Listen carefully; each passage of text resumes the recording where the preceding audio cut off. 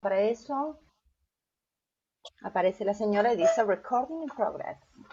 Ojo con el inglés, acá tenemos una profesora de inglés. Ahora, aviso. Ojo con decir pavadas. Hola Laurita, ¿cómo estás? Hola, bien. Lau, ¿sabés que Volví. necesito ya de parte tuya que me pongas en el chat tu número de teléfono?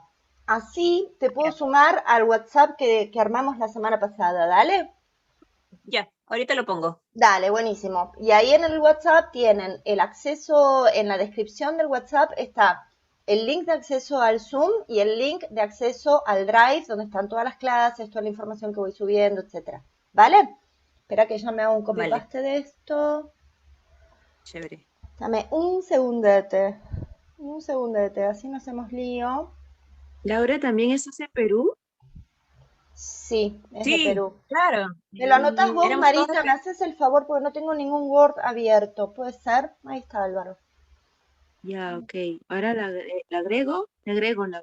Dale, por favor, te agradezco un montón, Marita. Vamos a esperar que entre Álvaro. Bueno, teníamos dos pendientes de la clase pasada, que era la pregunta que hizo Gabriel Yamil respecto de diferencia entre verosimilitud y realismo. Hola, Hola llegué. Álvaro, ¿cómo estás? Disculpen. Esos mechas, esas mechas. Hola. Bueno, no me lo dejaste solo a Gabriel, que estaba bendito entre todas las mujeres acá, así que bueno, fantástico. Gracias por llegar. Eh, bueno, entonces quedó pendiente eso. Hola.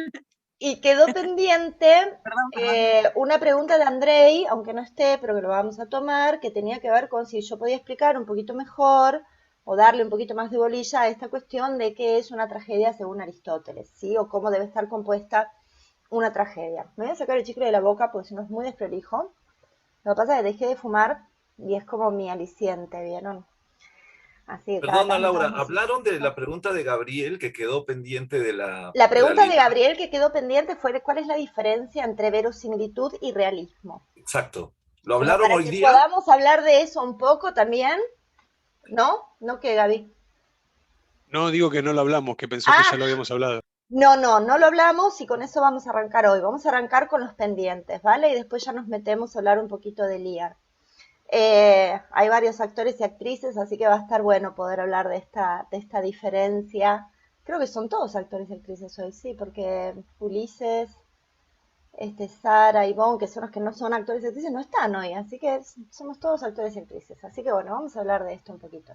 A ver, a mí me parece muy importante poder establecer esa diferencia, sobre todo porque hay una cuestión con la verdad en el teatro, ¿no? Que se viene instalando en los últimos años, diría en los últimos por lo menos 8 años, ha sido de una manera como muy, muy fuerte, si lo que está sucediendo en escena es verdadero o no es verdadero.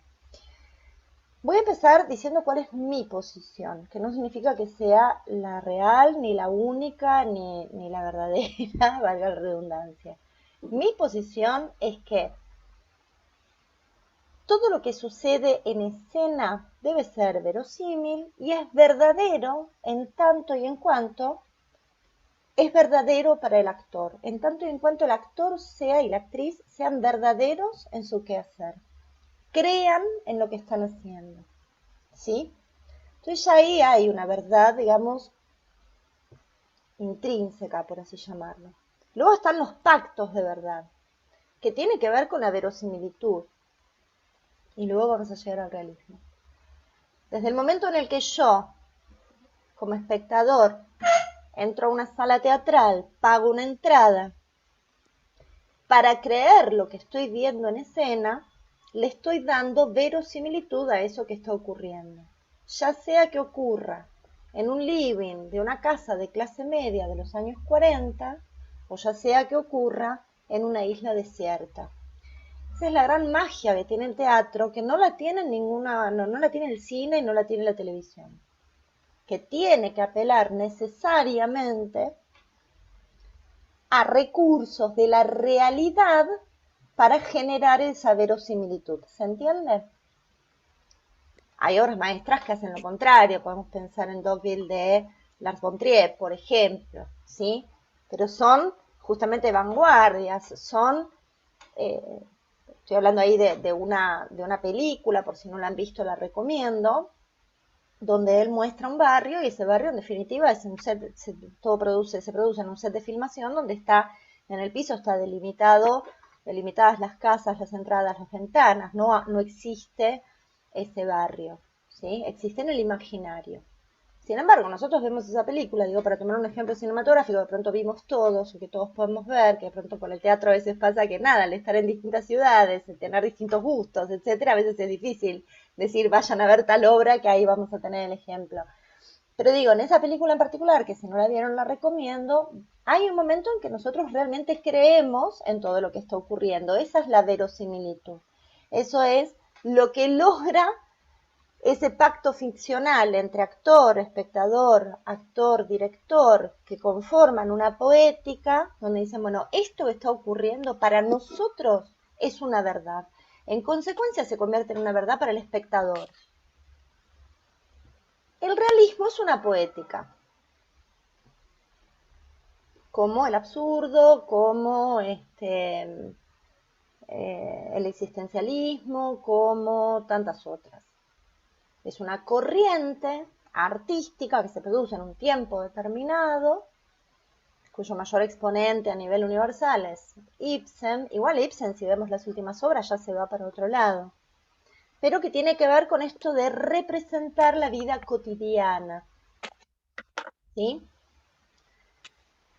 Representar la vida cotidiana tal y como se produce. Entonces hemos llegado, digamos, a expresiones, sobre todo en los años 60, que también empieza a aparecer lo performático, etcétera, expresiones donde inclusive se ha jugado con, yo he visto en Perú, por ejemplo, una obra que no es una obra peruana, es una obra inglesa, donde los personajes se encuentran en un departamento, creo, no me acuerdo si era en Londres o en las afueras de Londres, y el personaje femenino cocina, y cocina en escena, entonces uno está viendo la obra y está oliendo el aroma del puré de tomates, de la pasta que está preparando, ¿no? O del ajo, de la cebolla que está cortando. Y está bueno, son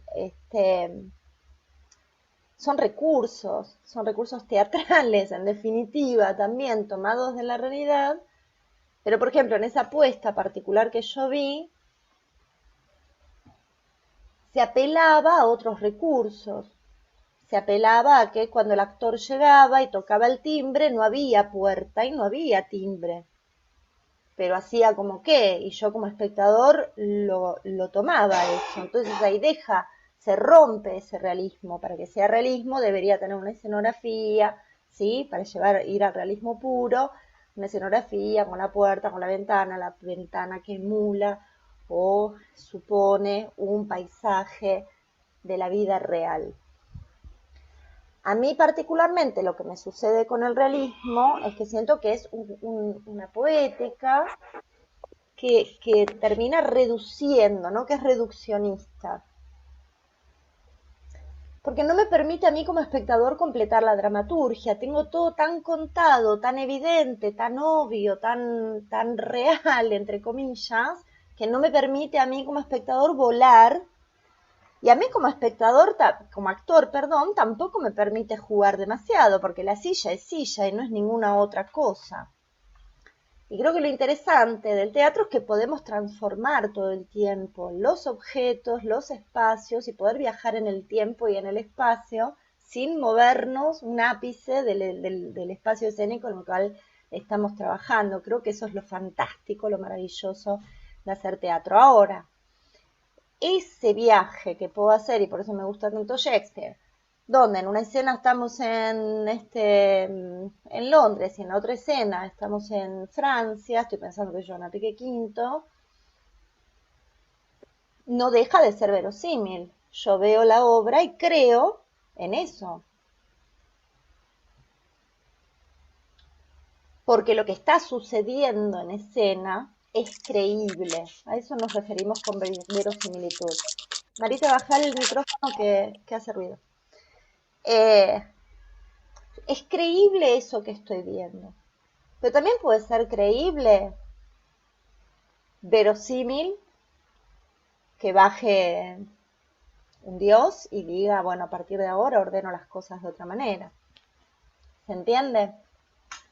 Si nosotros pensamos en la tragedia griega, que de ahí viene el concepto de verosimilitud, y es a lo que vamos a pasar ahora hablando de Aristóteles, Aristóteles habla de eso, tiene que ser creíble, tiene que ser verosímil.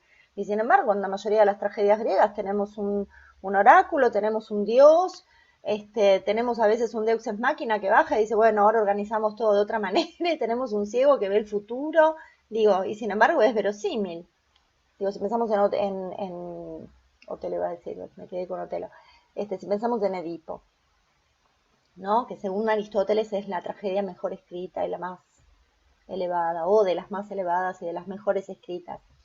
Entonces, no sé si estoy respondiendo a la pregunta, no sé si necesitan más información, si quieren que lo discutamos, me gustaría escuchar un poco qué opinan ustedes también, ¿no? Porque es una discusión que se da en el teatro. Cuando hablamos inclusive de nuevas dramaturgias, por ejemplo, se piensan estas cosas. Entonces me gustaría ahora escucharlos un poquito ustedes. ¿Qué dicen?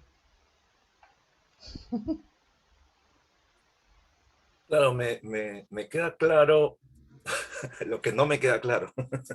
Me Ok. queda claro lo que no me queda claro, ¿no? Lo que está claro, pero lo que no me queda claro también, que es, claro, tú has explicado muy bien que lo aparentemente inverosímil se vuelve verosímil, pero ahí está el punto, o sea, Ahí ¿y está qué el lo punto. hace verosímil? O sea, ¿cómo yo me siento en un lugar y por qué a veces uno dice, no, eso que tíralo, ¿no? O sea, no puede ser, o hay cosas que se decantan tan bien que uno se mete y es el absurdo total, ¿no? Porque son Claro. cosas que, como dices, un dios o que habla de repente un libro, qué sé yo, ¿no? Entonces, hay una película de Woody Allen donde aparece su mamá, ¿no? En el cielo, ahí a hablar en Sí. Historias de New York, que es una de las tres, ¿no? Entonces, hay cosas así que de repente se,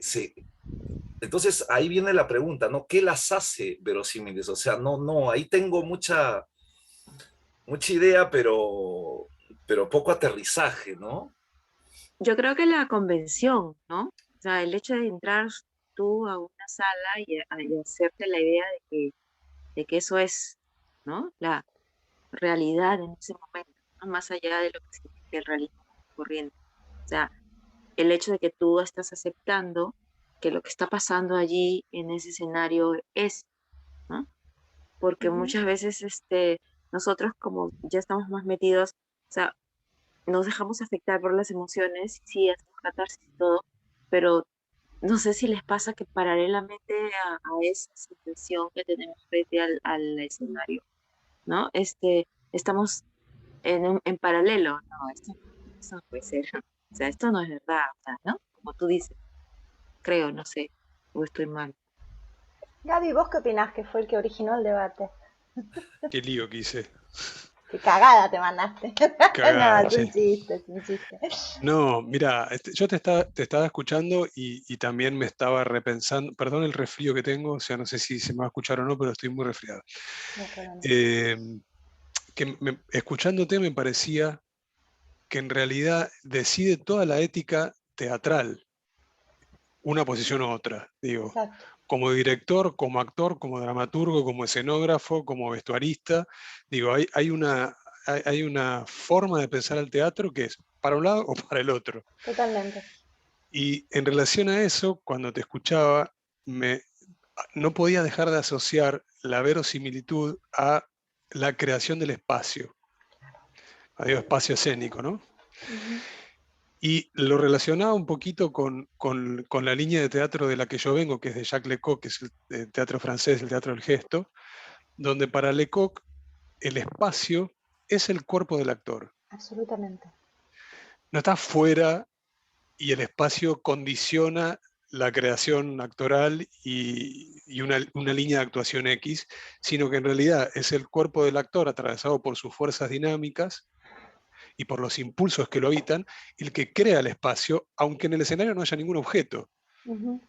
¿no? Entonces, me quedaba como esta relación entre la verosimilitud, el cuerpo y el espacio, como también una apuesta teatral que hay que bancarse, ¿no? Porque es como dijiste vos recién, el realismo resuelve Ujú. Hay algo que ya está digerido ahí y me parece que es mucho más vertiginoso y mucho más incierto el territorio de la verosimilitud, porque hay que construir un cuerpo teatral ahí, que no es el cuerpo Absolutamente, cotidiano, como dice Barba, digo, absolutamente, ¿no? La actuación es absolutamente. extra cotidiana, no está en el plano de lo cotidiano. Entonces, Exacto. como desafío para el actor, cómo entrar en esa vibración extra cotidiana, aunque haga un paso de comedia, digo, no Ujú, importa, ujú. ¿sí? Un poco Bueno, en eso el pensaba. mencionás la comedia, ahora dijiste un montón de cosas que para mí son muy interesantes y aparte son filosofías o conceptos éticos, como decís vos, a los cuales yo abrazo, ¿no? O sea, si quieren después les comparto, que lo tengo en PDF, el cuerpo poético de Lecoq para que lo lean, porque realmente es extraordinario para que aquellos que no lo han transitado, la anatomía del actor de Eugenio Barba, más allá del espacio vacío, cuando Peter Brook como director, un tipo que dice, yo como actor soy un desastre, nunca en la vida voy a poder actuar, no tengo la capacidad, pero puedo hacer esto. Propone poner un tatami en medio de un espacio vacío y la entrada y la salida de los actores a ese tatami es lo que establece la construcción escénica, ya ahí tenemos, digamos, todo un... Y no es que el tipo esté inventando nada, es lo que hacían los isabelinos. De hecho, él se sostiene en esa teoría, pienso en Peter Brook. Entonces me parece que, por supuesto que es mucho más vertiginoso, de pronto es más difícil para el espectador al principio, tenemos que entrar y tratar de entender. Yo el otro día fui a ver, y la menciono porque la estuvieron dando en Lima, el otro día fui a ver la versión de Chamé Buen Día de Otelo, que no la había ido a ver nunca porque nunca había tenido la posibilidad de verla. Cuando la estaban dando en Lima yo estaba dando clases, cuando la estaban dando acá yo estaba en Lima, siempre era un quilombo, nunca podía. Entonces la pude, gracias a Dios, el otro día ir a verla. Y hay que hacer una construcción. O sea, es un tipo de teatro, para quienes no la vieron la recomiendo, es un tipo de teatro que te interpela como espectador. Vos tenés que laburar de espectador, no es solamente sentarme a ver qué está pasando. O sea, hay un trabajo que se te propone como espectador, que es un trabajo placentero, no es que uno la está pasando mal, pero uno empieza como a crear y a creer o no en determinadas cosas. Es muy interesante eso. Entonces digo, quizás viene la pregunta de ahí, pues yo hablaba, que en algún momento debo haber mencionado eso, debo haber mencionado el tema de la verosimilitud y no realismo en Shakespeare, ¿no? Nunca confundir, en Shakespeare no existe el realismo, siempre es Perdón, verosímil. ¿puedo decir algo? Sí, Que a mí lo que me pasa cuando voy a ver Shakespeare es que son todas puestas realistas y a los 20 minutos me quiero clavar un café así en Starbucks y salir corriendo, porque exactamente, no hay forma de generar ningún campo poético ahí. exacto, Es simple, encima, más la declamación y todo lo que ya conocemos, tremendo. es como que está permanentemente sobrevolando el piso la Ujú, puesta, ¿no? ujú. Lo que vos decís, Échame buen día, está en las antípodas de En eso. las antípodas. El tipo está allá arriba, te puede gustar, a mí algunas partes me parecieron exageradas, otras me pareció que le faltaba todavía, que yo le hubiese dado más gas todavía, pero ya ahí me pongo en el ojo crítico de directora y conocedora de Shakespeare y que conozco a los actores y que sé hasta dónde pueden dar y hasta dónde no, y que ya, bueno, ya es otro lugar, digamos, pero como espectador en mi caso, digo, pará, esto está buenísimo, me estalla la cabeza realmente, que creo que eso es lo mejor que nos puede pasar como espectadores. Y coincido con vos, Gaby, a mí lo que me pasa, yo trato de no ver Shakespeare en general, porque me encuentro con eso, me encuentro con lo que yo le llamo la estudiantina, ¿viste? Aparecen con la corona de cotillón, ¿viste? Y vos decís, pero si ni siquiera Shakespeare usaba corona, si ni él lo ponía en escena. ¿No? Digo, ¿por qué no nos abrazamos, que fue lo que hizo Peter Brook, por qué no nos abrazamos un poquito a esa poética, a esa estética? Ya vamos a hablar de la puesta isabelina, porque es uno de los temas del seminario, ¿no? O sea, cómo se construyen estas obras y para qué espacios teatrales se construyen y para qué tipo de actor se construyen estos personajes. Porque yo pienso, hoy que vamos a hablar de Lear, digo, ¿cómo es el bosque en el que está Lear? Pero aparte pasamos del bosque al interior del castillo donde está Regan y al interior del castillo donde está Goneril y después pasamos a donde está Cordelia al exterior y después volvemos, digo, y después estamos en el páramo donde supuestamente Gloucester se suicida, que en realidad no se suicida, y digo, ¿y eso qué es? Absurdo, por ejemplo. Entonces me parece que es sumamente interesante pensarlo desde ahí, ¿no? Así como entrar a divertirse un poco también. Yo justo la semana pasada tuve una clase de, sí, de nuevas dramaturgias, construcción de nuevas dramaturgias. Y les voy a pasar la obra, se las voy a subir al Drive. Nos dio una obra para leer de un autor argentino que falleció lamentablemente muy jovencito, que a mí me impactó. Es un monólogo a público, pasa de todo, y lo único que hay en escena es un señor sentado en una silla de ruedas. ¿Me explico? Y pasa de todo. Nunca o sea, hacía mucho tiempo que una obra de teatro no me generaba semejante adrenalina. Entonces las voy a pasar porque es interesante. Y lo que hablábamos con Ignacio, que es el profesor, es justamente esto, echar mano nuevamente a esos recursos del teatro más primigenio. El prólogo de Enrique V diciendo: a mi derecha está Inglaterra, a mi izquierda está Francia, y donde vean a un hombre imaginen a 1.000.000. Y eso es todo, ¿no? O sea, después el resto es construcción del espectador. Eh, y cuando llega el monólogo de Enrique V, todos lloramos. ¿Cómo no vamos a conmovernos en ese momento? ¿Cómo no nos vamos a conmover en un texto que les voy a leer luego de Ray Lear? Y está claro que Ray Lear es un actor que hace de... Porque casi que está expuesto eso en Shakespeare, el actor que hace de... Ni hablar de los personajes femeninos que eran interpretados por varones, ¿no? Digo, y sin embargo es sumamente conmovedor, y lo era en su época. No es que después con el advenimiento, mejor dicho, o con la construcción del realismo se llegó a una mejor verdad en la obra shakespeariana. No, la gente cuando iba a ver las obras de Shakespeare se conmovía. Tenía que él a veces tener cuidado con algunas acciones, lo comenté el otro día respecto a las brujas de Macbeth, por ejemplo, para que la gente no crea que lo que estaba sucediendo en escena era realmente real. ¿Me explico? Entonces, creo que es esto, Álvaro. Tomo esto que decís vos, lo que entendés y lo que no, ¿no? Para mí también me pasa, ojo. Digo, bueno, ok, sí, lo comprendo, pero y después, viste, es como, es una construcción, es un tránsito que uno tiene que hacer. Y si bien es cierto eso que dijiste vos, Gaby, de que o lo haces de un modo o lo haces del otro, también creo que uno no invalida al otro. Creo que se puede pasar y que se pueden lograr también poéticas intermedias, y experimentar un poquito ahí a veces también está bueno. Creo que lo más importante, y voy a tomar algo que dijo Marita, es la convención. ¿Y qué es la convención? Estoy conviniendo con el otro, convengo con el otro en que esto es real y que esto es, en definitiva, que es un juego. ¿Vieron los chicos? Es eso, son los niños que se encuentran en una habitación y dicen, bueno, y ahora suenan bombas y después subimos al avión. Es así, es eso. Por eso es tan difícil hacer teatro para pibes, para chicos. Porque ellos viven en la convención todo el tiempo. Pero digo, nada, me parece que pasa un poquito por ahí. Está bueno que nos formulemos estas cosas. Está bueno que nos formulemos dónde estamos parados en este momento. Que no significa que vamos a estar parados siempre, para siempre en este lugar, ni que tenemos que romper con todos nuestros conceptos ya incorporados. Simplemente es prueba-error también, ¿no? Y lo más importante, que esto también, yo soy muy druckiana, el teatro es un arte vivo. A mí me encanta la frase de él cuando dice que por suerte no llenamos los museos de porquerías, ¿no? Es tan perenne lo nuestro, está en el aquí y ahora, que bueno, de eso se trata. ¿Nos aburrí mucho? ¿Nos aburrimos mucho? ¿No? Bueno, vamos a pasar a el amigo Aristóteles, si estamos de Perdón, acuerdo. solo para, Dime. disculpa, una Sí, profesora, profesora.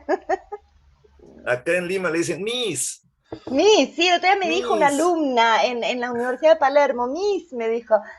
Miss. Solo para ordenarme, la obra El Otelo de Chamé Buendía es esta en clave de clown más o menos. Esa. Exacto, Ah, ya, es esa. sí la he visto. ¿Vos la Ya, viste? ok. ¿La viste? Estuvo en Sí, sala de claro, parto allá, creo. claro, sí la vi. Sí, sí, es bien interesante porque no, él cuenta la obra tal cual es. Casi que no se saltea ninguna parte. Yo en un momento decía, bueno, en este ritmo va a tardar 4 horas la obra, ¿no? Porque era como escena por escena, acto por acto. Tipo, toma todo. Después podemos discutir si hay una toma de partido o no hay una toma de partido. Para mí la toma de partido está dada en el momento, desde el momento en el que la hacen esa clave, pero bueno, si sobre eso hay otra toma de partido, pareció extraordinario cómo resolvió la muerte de Desdémona, en fin, pero sí, y usó una muy buena traducción, miren las boludeces en las que yo estoy pendiente, ¿no? Estaba, digo, no, pero esta traducción es buenísima, ¿de quién será? Pensaba yo. Ese lugar que dice Marita, estamos a veces como con la cabeza en otro lado, ¿no? Como chipeados para otro lado. Pero la verdad que está muy buena, está buena, buena. Así que si la vuelven a... No sé si Laurita la vio, si María Inés la vieron, si no la vieron, traten de... Bueno, fíjate Laura, y capaz que está en internet, puede ser, capaz que hay algunos fragmentos, aunque sea... Hay Fragmentos bastantes fragmentos, hay bastantes, sí. hay bastante. Así que nada, después voy a ver si te encuentro algo y te lo paso, y si no, nada, tirate ahí a googlear que vas a encontrar seguro. ¿Vale? Bueno, yo soy muy mala con la tecnología, pero dije, voy a hacer un PowerPoint. En realidad el PowerPoint es una porquería que lo único que tiene son textos pegados, pero bueno, los voy a compartir para que vayamos viendo un poquito de qué se trata el amigo Aristóteles. A ver, voy a compartir sonido, voy a compartir toda la pantalla. Supongo que lo deben estar viendo. Y ahora voy a entrar al PowerPoint. Ahí estamos. Desde el principio. Creo que es así. Bien, ¿me ven? ¿Estoy congelada o Sí, algo? No, ¿no? Bien, perfecto. Bueno, Poética de Aristóteles. Yo les venía recomendando que la tengan en cuenta, porque nos sirve un montón para entender de qué se trata una tragedia. ¿Se entiende? Y estamos viendo tragedias. Las dos obras con las que estamos trabajando son tragedias. Después vamos a ver qué características tiene cada una en particular. Entonces, es interesante esto, tener en cuenta que la poética, o poética, que así se llama, se la considera, voy a leer lo que dice acá y luego vamos explicando, la teoría sistemática de la literatura que conocemos. Es el primer tratado que existe, y de luego esta retórica también, respecto de cómo se debe escribir algo. ¿Se entiende? Entonces por eso tiene tamaña importancia en nuestro quehacer artístico y bueno, para los dramaturgos es imposible no pasar por acá, pero está bueno también desde el análisis y desde la actuación que podamos entender de dónde viene todo esto. Fue compuesta en el año 334 antes de Cristo, Circa, siempre todo esto es Circa, chicos, siempre, en Shakespeare también, porque si no sería una locura. Tiene un estilo desprolijo. ¿Se acuerdan que yo les había dicho la vez pasada que el tipo dice, bueno, resulta que la tragedia se hace así y punto, y con esto termino el capítulo? Decís, y pasa otra cosa. Es como medio desprolijo.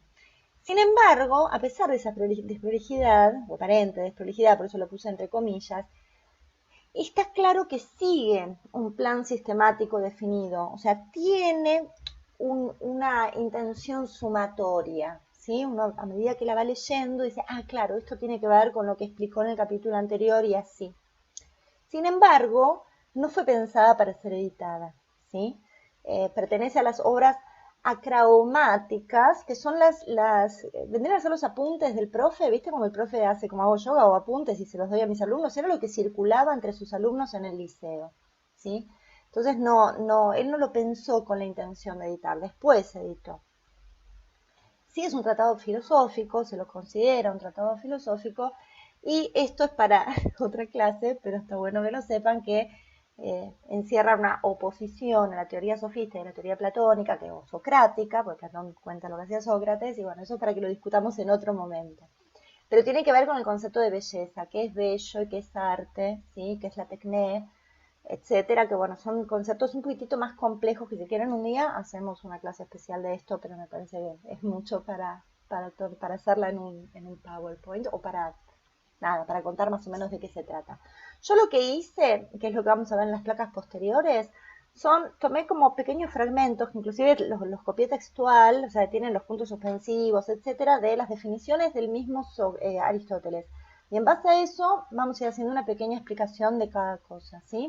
Entonces, Y acá lo puse para que ustedes también, como yo me acordé, porque buscando lo encontré, que tengo el texto, lo tengo en PDF y lo voy a subir al Drive luego.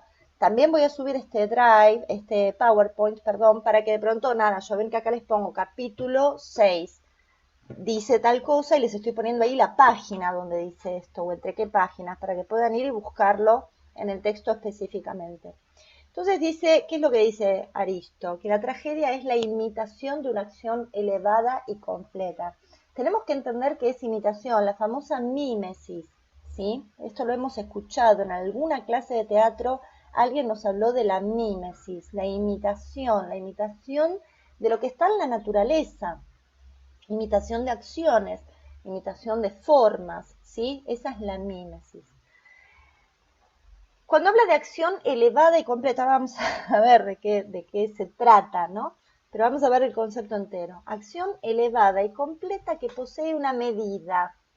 Esa medida de la que habla Aristóteles, que algunos confunden con el neoclasicismo, que sí impone que las obras se tienen que producir en 24 horas, dentro de un lapso de 24 horas en un mismo espacio físico. Eso es del neoclasicismo, eso no lo impone Aristóteles, en ningún momento de poética él dice eso. Lo que sí dice es que tiene que tener una medida soportable, ¿sí? Para el espectador. Lo que tenemos que pensar también es que él habla de las tragedias y de las comedias también, y de otras poéticas también de la época, pero habla de las tragedias. Y lo que tenemos que pensar es que las tragedias o las obras de teatro se presentaban en concursos, eran certámenes, ¿sí? Dentro de las fiestas dionisíacas, ¿sí? Eran certámenes donde los dramaturgos presentaban sus obras, generalmente eran trípticos, ¿sí? E iban concursando y algunos ganaban premios y otros no. Entonces él de alguna manera lo que hace, Aristóteles, es decir, bueno, de todo eso que se presentó en su momento, ¿cuáles estuvieron mejor compuestas que otras? No solo por los premios que ganaron, sino también por lo que él entendió que era el mejor modo de escribir una tragedia. Él va a mencionar mucho a Edipo y a otras, pero Edipo fundamentalmente, él la toma como el exponente máximo de cómo debe ser escrita una tragedia, cómo es la buena escritura de una tragedia. Así que les sugiero que reveamos o que relean Aristóteles, Edipo antes de leer Poética. Entonces, a eso se refiere con medida. Un tiempo razonable, ¿sí? Que no dure ni 6 horas, porque tampoco dure 10 minutos. Tiene que haber un tránsito escénico razonable. A eso se refiere con medida. Dice que tiene que tener un lenguaje sazonado con cada una de las especies por separado de las distintas partes. Eso es una cuestión muy técnica respecto del tipo de lenguaje y de la métrica de aquellos años, ¿sí? Actuando y no por medio de la narración.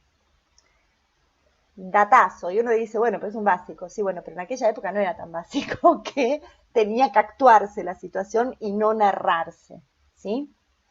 Una de las cosas que aprendemos en dramaturgia, por ejemplo, el primero que te dicen cuando vas a tomar tu primera clase de dramaturgia es nunca tenés que narrar y nunca en pasado y nunca es lo que el actor piensa, siempre es lo que hace, ¿sí? Puede sazonarse con, bueno, yo creo que esto digo el personaje, ¿no? En primera persona diciendo, me encontré con un cadáver en la puerta del edificio y eso me hizo reflexionar sobre la idea de la muerte, pero luego tomé el cadáver, ¿me explico? O sea, luego viene la acción, es inmediato, si no es una obra reflexiva y no es teatro. Creo que esa lección no la han aprendido la mitad de los dramaturgos que conozco todavía. Pasa, sí, lamentablemente, encontramos mucha narración, lamentablemente, pero sí, no, siempre tiene que ser en primera persona, aquí, ahora y en presente, nunca en pasado. Perdón, Mario Vargas Llosa en sus obras de teatro es que él es literato, pues, y Él es quiere, literato, claro, y quiere hacer pero teatro, escribe pero no le teatro. sale, Y, no le y es sale. Coincido, Álvaro, coincido con lo que decís. Y acá aparece un datazo de Aristo, porque ahora vamos a ver que lo repite, y dice que a través de la conmiseración y el temor produce la purificación de esos afectos. Cuando habla de conmiseración y de temor, conmiseración es sinónimo de misericordia, y de la purificación de los afectos, está hablando de la famosa catarsis, ¿no? De aquello que nos purifica, que nos libera a partir de la observación de la pieza teatral, pero que también nos tiene que generar temor. Esto es algo que uno dice, pero pará, ¿me tiene que dar miedo el teatro? No, no es que te tiene que dar miedo, pero en la tragedia uno tiene que decir, pará, no está, pensemos que la tragedia griega también tiene una finalidad didáctica, ¿sí? De ordenamiento social, es un gran ordenador social, entonces también está vinculado con eso, pero conmiseración y temor es algo que él lo va a utilizar, ahora vamos a ver en los distintos fragmentos que recogí, en reiteradas oportunidades. Y dice, que acá tengo que achicar, pues si no, dame un segundito, y dice, se deriva claramente que el poeta debe ser poeta de tramas más bien que de versos. Volvemos al tema de la acción, ¿no? O sea, no importa cómo lo escribas, el tema es qué estás escribiendo, ¿sí?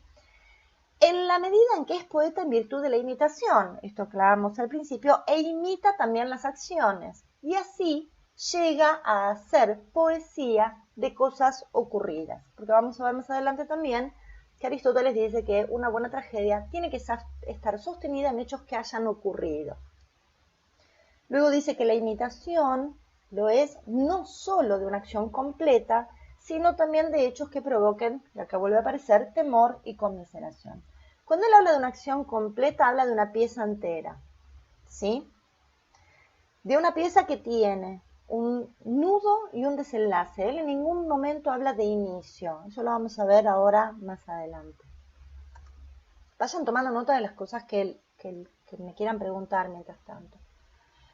Después en el capítulo 11 habla de la peripecia. La peripecia es otro dato con Aristóteles está muy presente y dice que es la transformación de las acciones en un sentido contrario. Esto es, bueno, y acá menciona, ¿no? De acuerdo con la verosimilitud y la necesidad. Esto es, el hecho tiene que ser verosímil y tiene que ser necesario ese pasaje, no arbitrario. Eso es muy importante de tener en cuenta y eso es lo que lo hace verosímil, justamente. ¿Qué es la peripecia entonces? La transformación de las acciones en el sentido contrario. Y acá lo dice más adelante.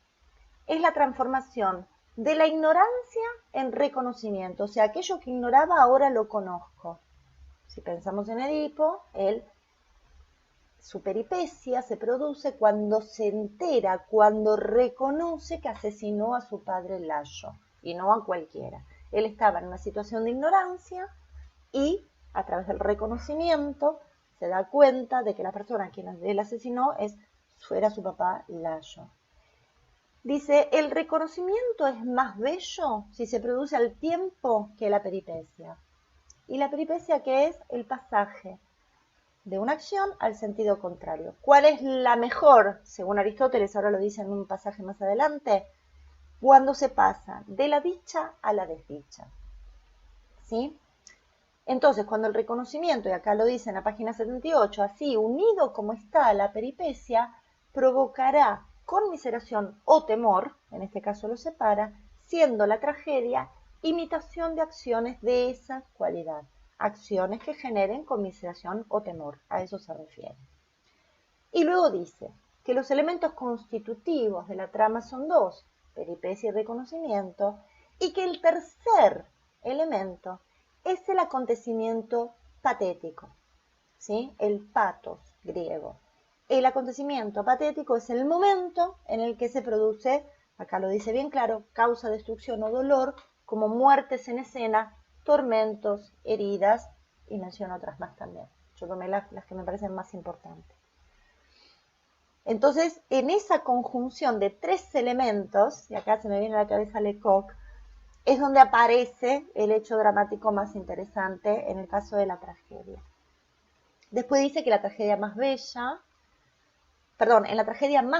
la composición no debe ser simple sino compleja e imitar el hecho que provocan el temor y la conmiseración. Cuando hablamos de complejidad, o cuando él habla de complejidad, porque después va a hablar de trama simple y trama doble, que no es lo mismo, pero cuando habla de complejidad, habla de complejidad del carácter, que es algo, y de la relación entre los caracteres y los personajes. Dice que el héroe no pasa a la desdicha por maldad o perversidad o por perversión, sino a causa de un error. Eso también lo hace más temible y genera mayor conmiseración. Luego dice que es necesario que la trama bien hecha sea simple, por eso aclaré anterior, ¿no? O sea, simple y complejo por un lado y simple y doble por el otro, en cuanto a que si tiene demasiadas historias que convergen entre sí, no es bella y no está bien hecha. Shakespeare lo va a refutar en ese sentido. Pero bueno, para refutar primero hay que conocer, ¿verdad? Dice, y que no se pase de la desdicha a la dicha, sino por el contrario, de la dicha a la desdicha, lo que les dije anteriormente, y no por perversión, sino a causa de un error grave de un hombre como el que hemos indicado. Acá está hablando de un hombre superior, en el caso, él está mencionando a Edipo, porque Edipo formó parte de una casta, digamos, antigua, muy importante en Grecia, o uno mejor, más bien que uno peor. O sea, siempre es más interesante y más genera mayor conmiseración y tremor, esto es, mayor nivel de emoción, ver a un hombre que pasa de una situación de dicha a la desdicha y que ese hombre sea un hombre mejor y no un hombre peor, ¿sí? Creo que con este terminamos. Dice, habrá carácter. Carácter se refiere al personaje y a las características del personaje, no solamente al personaje por sí mismo. Habrá carácter si el lenguaje o la acción ponen de manifiesto alguna intención, y el carácter será bueno si aquella intención es buena. El carácter bueno es posible en todo género. Esto se refiere a comedia, tragedia o la otra que es la crónica, que le pone otro nombre que ahora no me lo acuerdo. Y esto lo puse porque me da risa porque era un misógino. Dice, en efecto, tanto la mujer como el esclavo pueden ser buenos. Tengamos en cuenta que las mujeres no eran ciudadanas, no formaban, no tenían el carácter, la condición humana que tenía el varón para los griegos. Y la segunda, por un lado tenemos el tema de que el carácter bueno es posible y que tiene que el lenguaje poner de manifiesto esa intención, ese carácter de bondad, y que la segunda es que sea conveniente, ¿sí? Tiene que ser conveniente para la trama. Siempre que hablamos de conveniencia en Aristóteles es conveniente para la trama, para la historia que quiero contar. Y acá dice algo que me parece divertido. Dice, pues el carácter puede ser, por cierto, varonil, pero no conviene con la mujer al ser igualmente varonil o hábil. O sea, no conviene que la mujer tenga la habilidad y la virilidad de un personaje masculino. Eso es lo que dice Aristóteles. Luego dice, toda tragedia tiene una cosa que es el nudo y otra que es el desenlace. Ven que él no habla de inicio. Dice, los hechos de fuera de la pieza y muchas veces algunos de lo que están dentro del nudo y todo lo restante y por último el desenlace, ¿sí? Quiero decir que el nudo va desde el principio hasta la parte desde la que se pasa inmediatamente a la dicha o a la desdicha, en el caso de la tragedia, y el desenlace desde el principio del cambio hasta el fin, ¿sí? O sea, está ahí como armando, organizando, que es lo que les dije en la primera placa, la estructura, esperen que quiero, acá, voy a volver acá, ahí está, porque no los estoy viendo, ahora los veo. Esta cuestión de que sistematiza una escritura, ¿se entiende? El tipo dice, bueno, ok, de la primera parte, lo que yo llamo nudo, él no habla de inicio en ningún momento, de lo que yo hablo nudo, es el momento en el que se produce toda la construcción de la trama hasta el momento en el cual se pasa de la dicha a la desdicha. Y a partir de ahí, en ese cambio, en ese principio de cambio, se produce el final, el desenlace. Generalmente es muy abrupto. Eso lo vemos en general en las tragedias griegas. Este es el PowerPoint que ya yo tan esforzadamente produje para ustedes. ¡Qué mentirosa! Es lo que me salió, chicos. No soy muy buena. Bien, pregúntenme todo lo que quieran y si no, pasamos a leer. Igual esto yo se los voy a compartir y les voy a compartir la poética para que la lean. Es divertida, a pesar de que parece así medio rara en las palabras que usa, la verdad que es bastante llevadera y creo que en la traducción que les voy a pasar, que es de Losada, tiene mucha nota al pie, que eso está bueno también, porque a veces, viste, decís, bueno, el tipo se refiere a, no sé, trama, bueno, dicha o desdicha, bueno, ¿qué significa? Hombres así, ¿a qué se está refiriendo, no? Porque hay mucha cuestión del momento y muchas cuestiones que tienen que ver también con la traducción, pero bueno, es bastante complicado en ese sentido. Pero me pareció interesante que lo tengamos en cuenta para entender también cómo se diferencia Shakespeare de los griegos. De manera muy interesante, pues toma un montón de los griegos, pero también rompe con los griegos en un montón de sentidos, ¿sí? Algo que me quieran preguntar, me quieren mandar el cuerno para haberles compartido esto, no sé, pregúntenme.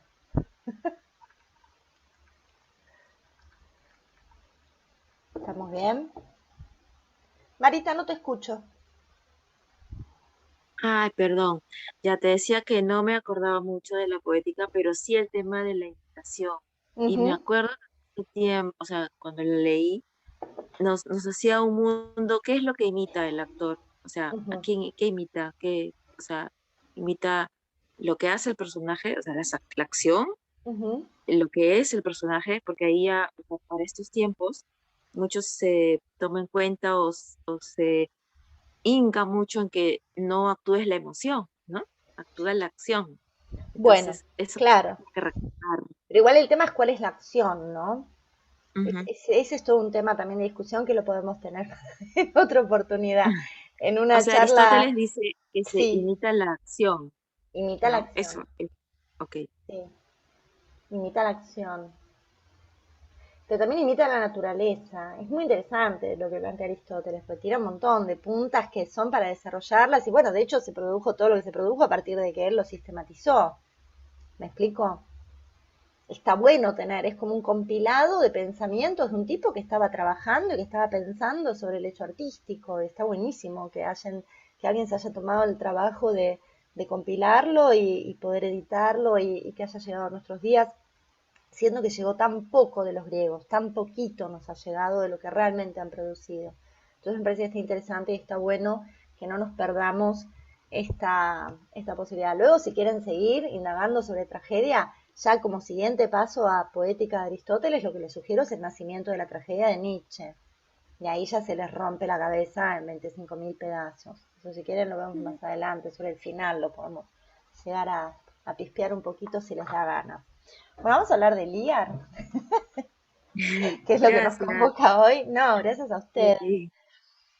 Voy a tratar de ser muy sintética, pues escribí un montón, vieron que yo me escribo para no irme por las ramas, pero bueno. Vamos a hablar primero, bueno, de la época de composición. Nosotros ya venimos hablando de la época, no nos vamos a detener ya en cómo era Jacobo, cómo era Isabel, etcétera, porque esto ya lo vimos en las clases pasadas y estamos hablando del mismo periodo, ¿sí? Eh, pero sí podemos entender, Chirca, como digo siempre, que el año de composición de Otelo es el año 1600, perdón, de Rey Lear es el año 1605, pasa que es el mismo de Otelo, por eso me confundo. ¿Y por qué? Sabemos que no fue anterior a 1603, acá les empiezo a tirar dato duro del que les gusta tomar nota.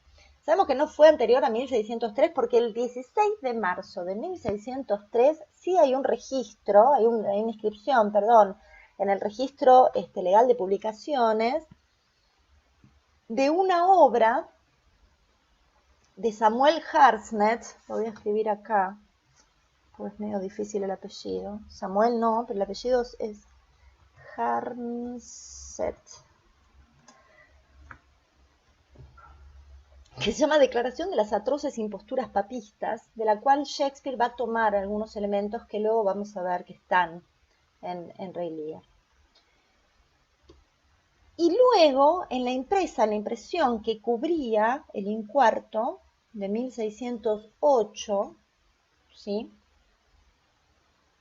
Se sabe, o estaba inscrito, que el 26 de diciembre de 1606, o sea, 2 años antes de la edición, Rey Lear fue representada por los Hombres de Rey, que era la compañía a la que pertenecía Shakespeare, en las fiestas de Navidad, ¿sí?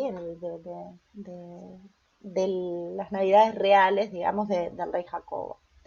Entonces, no cabe duda de que fue compuesta entre 1603 y 1606 en principio. En 1605 hay una publicación de estas piratas, de una dramatización anónima, ¿sí? De la historia de Rey Lear y sus hijas, titulada La verdadera historia de Rey Lear y sus 3 hijas, no muy original, y que los críticos la consideran un intento fraudulento por parte de los editores, ¿sí? De valerse un poquito de ya del éxito que tenía Shakespeare en aquellos años, pero no se la considera escrita por él.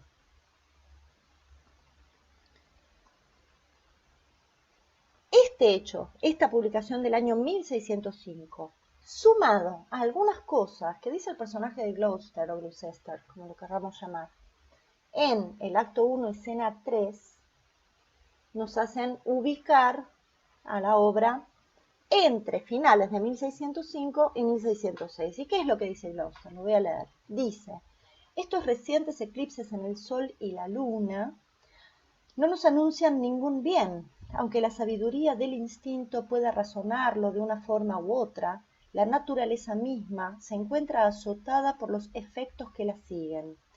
El amor se engría, la amistad cesa, se enfrentan los hermanos. Motín en las ciudades, en los campos, discordia. En los palacios, traición, y el vínculo se rompe entre el hijo y el padre, y sigue el texto, ¿sí?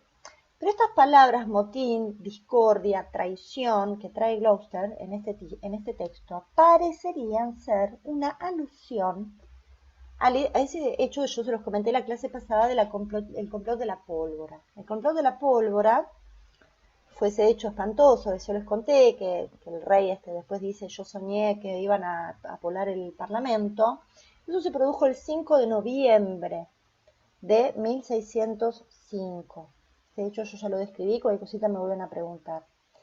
Y ese hecho también se asoció por esta cuestión de que Jacobo dijo: yo soñé que Dios vino y me dijo que me habían puesto pólvora en el parlamento, y por eso nunca dijo que fue porque realmente alguien delató a esta gente. Se asoció con un eclipse de luna y un eclipse de sol que se produjeron en ese orden, en el mismo año, entre los meses de septiembre y octubre, ¿sí?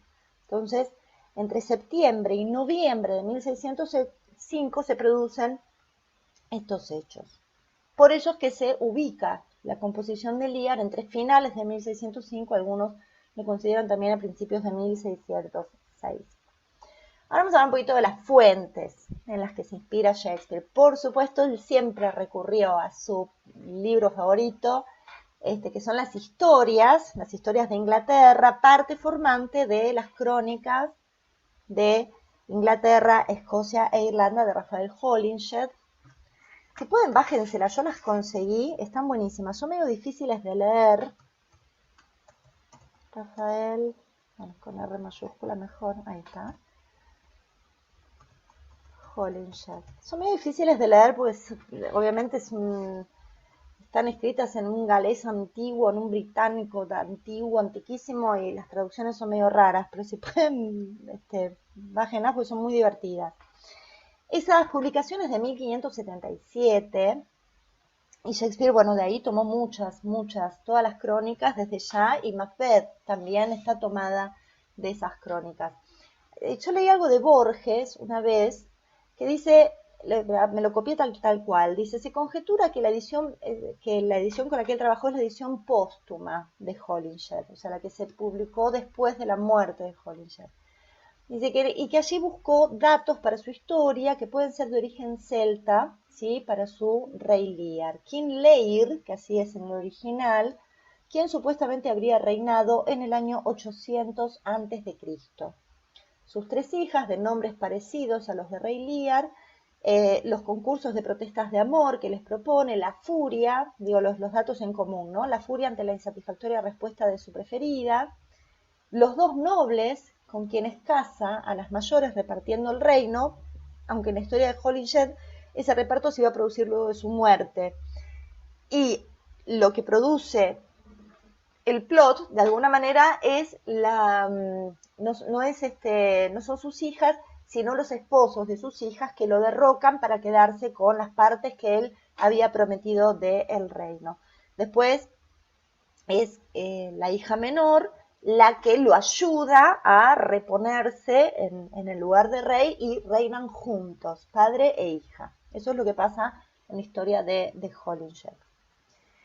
Después hay otra pieza que también se la considera bastante como fuente, que se llama El espejo para los magistrados. Es una compilación de narrativa en verso, que esto se publicó más o menos en 1599, 1600, y ahí hay una sección que me resulta muy divertido el título, que se llama Los desafortunados príncipes de Inglaterra, que la escribe un tal John Higgins, y ahí también hay una referencia al rey Lear.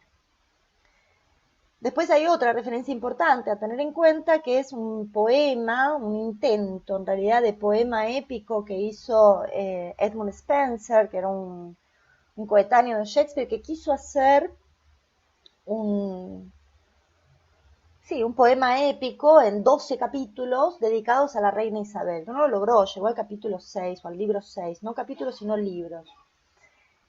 En el canto 10 del libro 2 de este poema épico, que está bueno también si lo pueden conseguir, a mí me gusta mucho, hay una que se llama Una crónica de los reyes británicos, en la que se narra también la historia de Lear, y que también habría servido de fuente para Shakespeare. Después hay baladas, hay poemas, hay historias familiares de familias notables de ese momento que andaban en quilombos, en disputas territoriales, etcétera, de las cuales también Shakespeare se habría valido. De hecho, hay una familia muy puntual, que es la familia Annesley, no sé cómo se pronunciará, ahí le vamos a preguntar a Marinés cómo se pronuncia, porque es Anne, como Ana, y Lee, así. Que era una familia con la que él tenía trato y que aparentemente estaban haciendo una suerte de disputa permanente por bienes y propiedades, etcétera, y que habría valido también de referencia para la obra. Lo que es interesante también de tener en cuenta, pues esto lo vamos a ver sobre el final de la clase, es que en ninguna de estas fuentes Lear está loco. En ninguna. Ni en la de Holinshed, ni nada. En ninguna Lear está loco. Eso es una invención propia de Shakespeare. Ahora, lo que no podemos dejar de mencionar, porque ahí él toma realmente una gran cantidad de hechos que se producen durante, o un tono, digamos, que se produce durante Rey Lear, es una obra de un coetáneo de él, de Thomas Kidd, que se llamó La tragedia española. También se pueden leerla. Y es interesante tener en cuenta porque en realidad, si bien la obra se escribió a finales de 1500, se reestrena y se repone en 1601, o sea, antes de que aparezca la segunda peste, con un éxito impresionante. Y aparentemente eso le habría hecho como tuki tuki en la cabeza a Shakespeare, decir, voy a tomar de esta historia algunos elementos. Lo más importante que se produce en esta historia, digamos, para tener en cuenta, es el hecho de que hay es una historia de venganza, básicamente es eso, ¿no? Entonces, un poco la trama es que hay un corregidor del Imperio Español que ve que su hijo, Horacio, es asesinado por el sobrino del rey. Entonces, traicionado, este hombre, que ahora no me acuerdo el nombre, Hieronymus se llama, Hieronymus, como la pieza de Spiegelburg. Hieronymus, frente a esta traición, o sea, ver cómo su hijo es asesinado por el sobrino del rey que tenía el favor de una favorita, de una mujer a quien amaba, decide avanzar con una historia de venganza muy, muy sangrienta, ¿sí? Contra este caballero. Entonces, se tiene en cuenta o se considera también como fuente de inspiración para Shakespeare en cuanto a todo lo sanguinario que hay en Lear y que tendría mucha correlación con la tragedia española. Hay quienes también lo vinculan, a mí me cuesta creerlo, pero no puedo dejar de mencionarlo porque si se ponen a investigar lo van a encontrar. Hay quienes también vinculan esta historia con la historia de Cenicienta, ¿sí? En tanto hermana mal llevada, digamos, por sus hermanastras malvadas. Hay algo de eso que circula. Pero bueno, digamos, estas serían más o menos las fuentes sobre las cuales trabajó Willy para generar esta historia. Como ya estuvimos hablando, como ya les estoy contando, la relación de Shakespeare con la corona jacobina, y específicamente con el rey Jacobo, era muy cercana, igual tan cercana como podemos pensar la relación entre un súbdito y su amo, no es que eran amigos ni nada que se le parezca, era un tipo que le encargaba trabajo y que le daba laburo. Pero bueno, esa relación era muy cercana y teniendo en cuenta las características de Jacobo, si nosotros recordamos esto que yo les mencioné en clases anteriores, ¿no? O sea, este pasaje de Isabel a Jacobo, que significa como esta vuelta a una suerte de oscurantismo, una vuelta al medioevo, ¿no? Que atemoriza bastante a los ingleses del momento, podríamos decir que coloca a Shakespeare en una suerte de condicionamiento en su derrotero creativo. Esto es interesante siempre de tener en cuenta, porque volvemos a lo de siempre, no hay texto sin contexto y no es casual que Shakespeare escriba sus mejores y más grandes tragedias en este tiempo y no antes, no en el tiempo de Isabel. Ya nosotros estuvimos viendo, Isabel apuesta al teatro y a la expresión artística, porque ella era la típica princesa renacentista, digamos, ¿no? O sea, apostaba a eso. Y no es que Isabel no haya hecho uso del teatro específicamente para su propia propaganda política, claro que lo hizo. El tema con Jacobo, lo que se empieza a producir con Jacobo, esto lo hablamos siempre con Alberto Isola, es esta cuestión de que este tipo estaba más sujeto a su capricho personal. Lo que pasó con el complot de la pólvora, por ejemplo, si bien por supuesto de las personas que llevaron adelante esa acción de producir, se había caído Laurita, un segundo,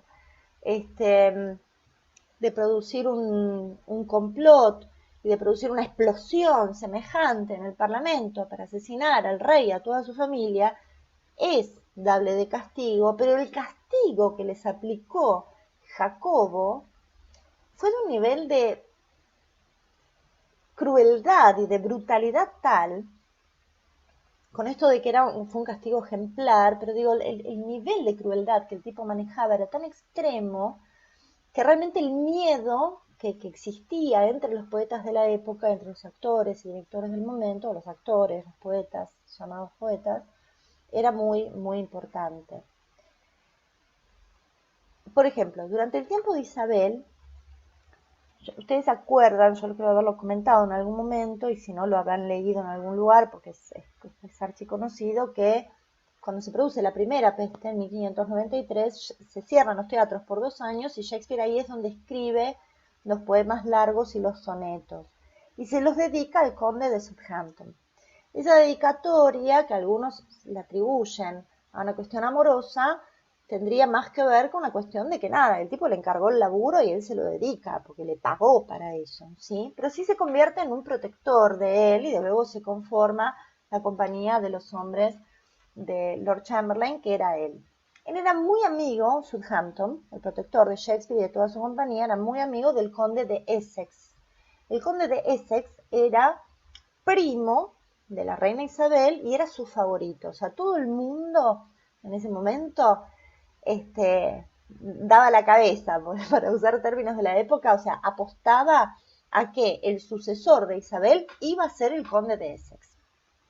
No había dudas de eso. Era su favorito, era un tipo joven, tenía muchas cualidades para ser rey. ¿Qué pasa? En un momento, ellos vivían todo el tiempo, Inglaterra hasta el día de hoy, tiene problemas más que con Escocia, con Irlanda. Entonces vivían de campaña en campaña, ¿no? Yendo y viniendo a Irlanda para tratar de recuperar tierras y unificar el reino. En una de esas campañas va a Essex y le va para el culo, la verdad es esa, le va muy mal. Isabel tenía en su círculo, digamos, político, a un asesor, Sir Cecil, que era bastante, se lo denomina el monje negro de Isabel, ¿no? O sea, era un poco el que le llenaba la cabeza, que de alguna manera le hace creer o la convence de que Essex pierde a propósito, de que de alguna manera tuvo un acuerdo con los irlandeses y que por eso no pudo ganar esa batalla o ese avance que había hecho sobre Irlanda. Entonces, estando él en Irlanda todavía, ella lo degrada, le dice, bueno, no sos más ni mi heredero, ni mi favorito, ni nada, ¿no? O sea, lo pasa a desgracia directamente. Y él vuelve y de ahí, por eso lo estoy contando con tanto detalle, porque se considera también que la escena de Hamlet, cuando Hamlet entra a la habitación de la madre, estaría tomada de lo que pasó entre Essex e Isabel, que es que él, así como llegó de Irlanda, así todo embarrado, todo hecho pelota, se mandó a las habitaciones de ella a pedirle explicaciones de lo que ella estaba haciendo. Bueno, ella le dice, no te debo ninguna explicación, te vas a quedar sin nada, porque a partir de ahora no sos más mi favorito. Entonces ese se enoja tanto, lo estoy contando a lo cuento infantil, ¿no? Pero él se enoja lo suficiente como para decir, bueno, ¿sabes qué? Te voy a derrocar. Si no me lo das por las buenas, el poder me lo vas a dar por las malas. Ya la reina estaba vieja. Entonces, ¿qué hizo Essex? Como era muy amigo de Southampton, y Southampton tenía una compañía de teatro de la que Shakespeare formaba parte, compraron una función privada de la obra Ricardo II. La obra Ricardo II termina con un golpe de Estado, es eso. O sea, un primo viene y le saca el trono a Ricardo, eso es lo que pasa. Así es como termina. Ellos representan la obra y ¿qué hacen Essex y Southampton? Traen a todos sus amigos para arengarlos y con esa arenga, y aparte imaginen que chupaban, comían, etcétera, de ahí salen, del teatro salen con toda esa impronta para generar el golpe de Estado, el derrocamiento de Isabel y les sale mal, no lo logran, van todos presos. Y a Essex lo decapita la reina, finalmente. A Southampton no, lo manda preso y a la compañía de Shakespeare caen todos presos y fueron torturados inclusive, hasta que bueno, se comprobó que ellos en realidad no formaron parte, o les creyeron que no formaron parte de la arenga, sino que simplemente nada, los habían contratado, ellos no sabían qué iba a producir ese hecho.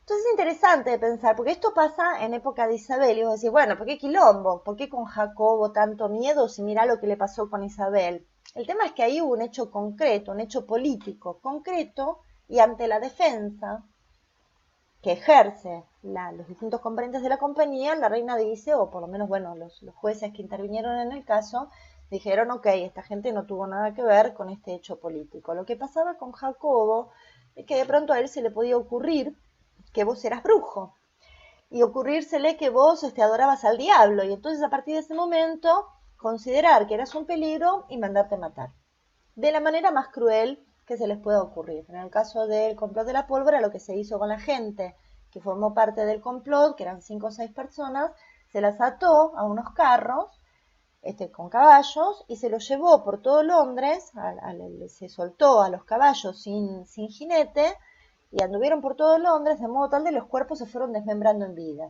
Ese es el castigo que se aplicó a esta gente. Eso era Jacobo, ¿se entiende?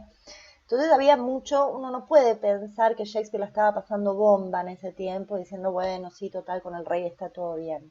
Entonces es muy interesante porque, a excepción de Macbeth y de Rey Lear, el resto de las obras que se producen durante este periodo ocurren todas fuera de la Gran Bretaña. Tenemos los dramas romanos o las tragedias romanas, Julio César, Antonio Cleopatra y Coriolano, Otelo y Hamlet, que ocurre en Dinamarca. Entonces digo, es interesante pensar esto, en qué nivel de terror se vivía se vivió en aquellos años, ¿sí? Laura, disculpa, estaba pensando que me pareció bien curioso esto de que o sea, de que se haya hecho una representación teatral, no en un teatro privado, Sí. y que eso haya desencadenado después como levantamiento, como esta rebelión, ¿no? O sea, me hace pensar lo mismo, o sea, no lo mismo, pero, o sea, que Hamlet utilice ese recurso de vamos a hacer una obra de teatro. Exacto, tal cual, tal cual. Después de eso, él escribe Hamlet. Está buenísimo, por eso es tan interesante conocer estos hechos. Por esto que decís vos es tal cual, es la asociación inmediata. O sea, no es que él escribió Hamlet porque sí, o la versión, porque escribió varias versiones de Hamlet. La versión que nos llega hoy en día, o que fue la que quedó instalada en la edición de Infolio de 1623, por algo él la escribe. Hay un contexto que te lleva a hablar de estas cosas, y esto es lo interesante de conocer un poco el periodo. Después nos vamos a meter en la obra y ya después nos vamos a adentrar en los caracteres y cómo funciona un personaje con el otro. o cómo una situación va llevando a la otra, pero está bueno conocer el contexto, porque eso también nos habla del autor, de que no era un tipo, como siempre digo, que vivía aislado, sino que estaba ahí, en el medio del quilombo, no sé cómo, ¿no? ¿Qué pasa hoy en la tele? No sé, ¿viste? Hay un levantamiento del campo, bueno, eso se cuenta de un modo u otro, ¿se entiende? Mencioné lo del levantamiento del campo porque el sábado fui a ver Otelo, fui con una amiga peruana que está acá y me decía, el sábado acá hubo un tractorazo, salieron todos los del campo y me contó que en Perú estaba pasando algo parecido, así de bueno, nos venía bien la referencia para los argentinos y para los peruanos también, pero digo, son datos importantes, podemos estar de acuerdo, no estar de acuerdo, nos puede gustar, puede no gustarnos, pero es lo que está pasando, entonces eso va a condicionar, si yo como dramaturga me tengo que sentar a trabajar, por más que no haga una referencia directa a lo que está pasando, el clima que estamos viviendo en este momento, post pandemia, con todo, va a estar infectando de alguna manera o atravesando el material, es así. Entonces por eso es, a veces me detengo con esta cosa medio histórica, que puede ser un poco ploma, pero me parece que nos sirve justamente para poder capturar esa esencia, ¿no? Después hay algo muy interesante. Perdón, perdón Sí, que interrumpa, pregunten Lau. todas. No, no, es que se me pasó. ¿La obra que llevan para que vea la reina cuál era? No, la obra que llevan para La de Essex, la de Essex es Ricardo II. Ricardo II. Sí, que es una obra muy interesante. Es interesante para verla, para leerla, para analizarla, ¿sí? Es bien interesante. Sí, es Ricardo II. Que es un rey muy débil, que es finalmente su primo, Pembroke, es el que le termina haciendo un golpe de estado y ya está. Y el tipo, bueno, no puede hacer nada, digamos, de alguna manera, ¿no? Y ahí empieza el quilombo de la guerra de las dos rosas, pues empiezan a disputar ahí Lancaster y York, empieza a partir de ese hecho de Ricardo II. Bien, me fui al cuerno, me parece, de tiempo. No, estamos bien, todavía. Otro dato que es interesante, yo no sé si creo que les compartí en el Drive el libro de Jan Cott, el de Shakespeare nuestro contemporáneo, si no está, recuérdenme que se los comparta. Lo digo porque Jan Cott define a Ray Lear como el nuevo libro de Job. Job es uno de los libros, el libro de Job es uno de los libros de la Biblia.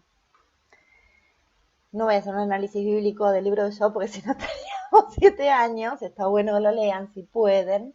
Pero de alguna manera es el relato, lo que relata el libro de Job es el relato de un hombre justo, ¿sí? Y bueno, que le pasa de todo en la vida, le pasan un montón de cosas tremendas, y un poco, bueno, es una invitación a reflexionar sobre el sufrimiento, la fragilidad de la existencia humana. Es una suerte es un libro muy avanzada para hacer la Biblia, ¿eh? Pero bueno, termina con esto de que igual seguimos creyendo en Dios aun cuando la vida parece injusta, ¿no? Un poco el libro de Job plantea eso. Y me parece interesante esto, que lo plantee así, Jan Cott, porque en realidad lo que se nos está presentando en Lear, como en la mayoría de las obras de Shakespeare, y que es lo que realmente nos fascina, es el humanismo. Es el humanismo. Cuando yo, me pasa con las primeras clases, ¿no? Cuando doy clases de actuación, digo, bueno, ¿por qué hacemos Shakespeare? ¿No? Y digo, díganmelo en una palabra. Y muchas veces aparece universal. Es universal. En realidad cuando hablamos universal o cuando mencionamos esta cosa universal de Shakespeare nos estamos refiriendo a esto, a que es humano, humanista, describe al ser humano en todas sus expresiones, por eso fascina tanto, y el libro de Job tiene eso, y de alguna manera Shakespeare redobla la apuesta en Ray Lear, y por eso es interesante. Dover Wilson también, que yo les recomendé un libro de él que se llama El verdadero Shakespeare, dice que el Rey Lear es el monumento de miseria humana y desesperación más grande que existe en la literatura universal. Me parece extraordinario también pensarlo de ese modo, ¿no? Yancón dice algo así como que es una montaña gigante a la que nadie se atreve a subir. Lear también, ¿no? O sea, es como esa obra de la que todos hablamos y que muy pocos representan. De hecho, hay muy pocas traducciones al español de Lear. Así que si alguien tiene ganas de hacer una traducción nueva, puede hacerlo porque va a ser muy bienvenida. Ahora, ¿por qué esta cuestión por qué traigo esto del libro de Job? Porque hay algo de lo religioso que se produce en Rey Lear, como también se produce en Macbeth, como también se produce en Otelo. O sea, son obras que están muy atravesadas por un cristianismo oscuro, ¿se entiende? Por un catolicismo oscuro, por una religiosidad oscura. De alguna manera se está traficando con el diablo todo el tiempo, de manera explícita como Macbeth a través de las brujas, de manera sugerida, como dice Brabantio respecto de Otelo, que embrujó a la hija, y de una manera casi podríamos decir que extraordinaria, como sucede en Lear, ¿no? Porque hay una suerte de ida y vuelta entre el bien y el mal permanentemente que es muy, muy interesante de tener en cuenta. Ya lo vamos a ver cuando hagamos el descriptivo de la obra y hagamos el análisis más puntual de cada escena y cada personaje. Pero esto es un hálito que está ahí, ¿no? Que está circundando todo el tiempo. Entonces podríamos pensar que Lear funciona casi como un dios del Antiguo Testamento, es una suerte de dios terrible, ¿no? Un dios que te convierte en sal una ciudad, de este tipo, bueno, nada, produce una destrucción tremenda. Lo interesante es donde se convierte en cristiana la obra, es que Lear se redime sobre el final. Eso lo vamos a ver ya sobre el final de la clase. Eso también es algo interesante de tener en cuenta. Otra cosa muy interesante que vamos a ver en esta obra en particular, más que en Otelo, y al igual que en Hamlet, para quienes tomaron el de Hamlet del año pasado, es que tiene un enorme y precioso sistema de espejos, casi perfecto. Funciona casi a la perfección, al igual que en Hamlet. Entonces, del mismo modo que tenemos un Lear, tenemos un Gloucester, que terminan en los dos en desgracia, acá hay una peripecia, terminan los dos en desgracia, casi con las mismas acciones por razones diferentes. Es muy interesante ver cómo funciona esa dualidad permanente entre estos dos personajes. Y del mismo modo que Lear tiene un bufón, Gloucester tiene un criado también. Luego vamos a hablar también de esos personajes y qué significan dentro de esta historia. Mientras Lear tiene 3 hijas mujeres, Gloucester tiene 2 hijos varones. También un hijo pérfido y un hijo bueno, del mismo modo que Lear tiene 2 hijas pérfidas y una hija buena. Lo otro es el doble reloj shakespeariano, esto lo mencioné la vez pasada, vuelve a aparecer en Lear. Uno tiene la sensación que el tiempo en el que Gloucester y Lear están girando por ahí es eterno. Pareciera una eternidad. Y que las acciones, si las pensamos en términos de tiempo real, transcurren en muchos años, y sin embargo toda la trama se revela en 3 días, 4 días. Es muy interesante ese juego del tiempo que hace Shakespeare, que a mí siempre me fascina tanto. Y el empleo de la tormenta, ¿no? Casi como una suerte de diluvio universal, es casi como el arca de Noé, funciona de un modo bastante similar. Del mismo modo que en Otelo tenemos un Yago. Uno dice, bueno, ¿quién es Dios en la trama de Otelo? Pues Yago aparece casi como el señor de las moscas. En un momento al principio de la obra, el tipo dice, le dice a Rodrigo, ¿no? Que le vaya a buscar a Brabantio, que haga esto, le dice, inféctalo con moscas. El señor de las moscas es el diablo. Y aparte él dice, yo no soy el que soy. En contraposición con yo soy el que soy, que aparece en la Biblia, cuando Dios se presenta a los judíos en el Éxodo. Digo, esa dualidad está bien trabajada. Yo tengo un librito acá, esperen que se los voy a mostrar, creo que lo tengo a mano, a ver, creo, sí. Este librito es una joya, yo que se los mencioné, lamentablemente lo tengo en italiano, se llama Il Vangelo secondo Shakespeare, de Piero Boitiani. Este libro es extraordinario porque es un análisis que hace el autor de distintas obras de Shakespeare en ida y vuelta con la Biblia y ya sea con el Antiguo Testamento y con el Nuevo Testamento. Y él también habla del libro de Job con relación al rey Lear. Y es interesante porque y era un material con el que Shakespeare laburaba. La Biblia era un material con el que Shakespeare laburaba, era un material de estudio para los humanistas. Pero volviendo, les decía, estaba haciendo la comparativa con Otelo, así ya empezamos a jugar un poco lo comparativo. Ustedes fíjense que en Otelo, las escenas en las que Yago, que cuando lo lean ahora para la próxima clase presten atención a eso. Sí, se refiere a Salomón Bloom también. Sí, yo con Bloom no me llevo muy bien. Marita acá hizo un comentario en el chat, dice, creo que Bloom se refiere al rey Salomón. Yo con Bloom no me llevo muy bien, pero reconozco que tiene algunos aciertos. Pero lo recomiendo, léanlo. Decía, van a ver que las escenas en las que Yago tiene más poder, en las que gana más poder, son todas escenas de noche. Ocurren todas de noche, del mismo modo que Macbeth ocurre la obra entera de noche. Vamos a ver qué pasa con la noche y la tormenta en Lear, ¿no? Como estos elementos simbólicos con los que él también trabaja, teniendo en cuenta que las representaciones, excepto cuando se producían en la corte, las representaciones que se producían en el Globe Theatre, se producían a luz día. Es muy interesante pensar en eso también. Ahí volvemos a lo verosímil y el realismo, ¿no? O sea, a las 12 del mediodía. A mí me pasó ver Macbeth en el Globe Theatre a la 1 de la tarde, con lentes de sol, porque tenía el sol de frente, y en un momento, para mí era las 2 de la mañana, o sea, era de noche, punto, estaba logrado. Es así, la obra te lleva a ese lugar. Entonces, bueno, ¿qué valor tiene la noche? ¿Qué valor tiene el bosque? En la obra general de Shakespeare, en la obra completa, el bosque siempre es el lugar del misterio. Siempre. Es un lugar de misterio. Y Lear se va a ese lugar. Y Gloucester también. Y Gloucester encima se va ciego. Pues le arrancaron los ojos, es una escena de tortura espantosa.